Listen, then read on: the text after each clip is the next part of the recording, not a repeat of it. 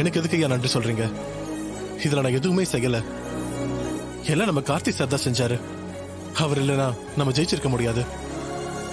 எல்லாரும் அவருக்கு நன்றி சொல்லுங்க. நம்ம எல்லாரும் அவருக்கு தான் நன்றி கடன் பட்டிருக்கோம். ரொம்ப நன்றி தம்பி. எங்களோட ரொம்ப நாள் ஆசை, கனவு, ஏக்கம் எல்லாத்தையும் நீங்க தான் நிறைவேற்றி வச்சிருக்கீங்க. எங்களோட சந்தோஷத்துக்கு அளவே இல்லை. நீங்க எப்பவுமே நல்லா இருக்கணும் தம்பி. இந்த ஊர்ல ஒரு நல்லது நடக்கிறதுக்கு நானும் ஒரு காரணமா இருந்தா நினைக்கும் போது எனக்கு சந்தோஷமா தான் இருக்கு. என்னாலையும் இந்த திருவிழாவை மறக்க முடியாது.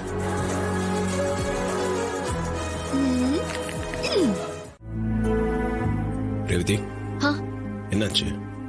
ஏன் ஒரு மாதிரி இருக்க? இல்ல, சித்தி போன் பண்ணாங்க, நான் எடுக்கல. அவங்களுக்கு எல்லா விஷயமும் தெரிஞ்சிருச்சுன்னு நினைக்கிறேன். ஆமா, நம்ம இங்க வந்து தெரிஞ்சிருச்சு. தெரிஞ்சிருச்சா? எப்படி?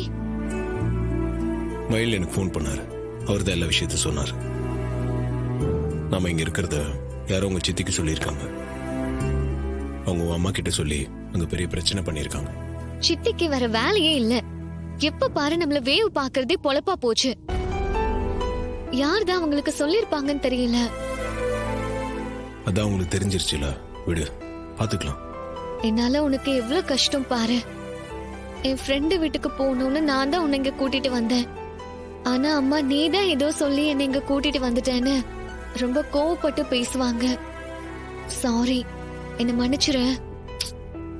என்ன மன்னிப்புலாம் கேட்டுட்டு இருக்க? நமக்குள்ள என்ன உன் பிரச்சனை என் பிரச்சனைன்னு பிரிச்சு பேசுற.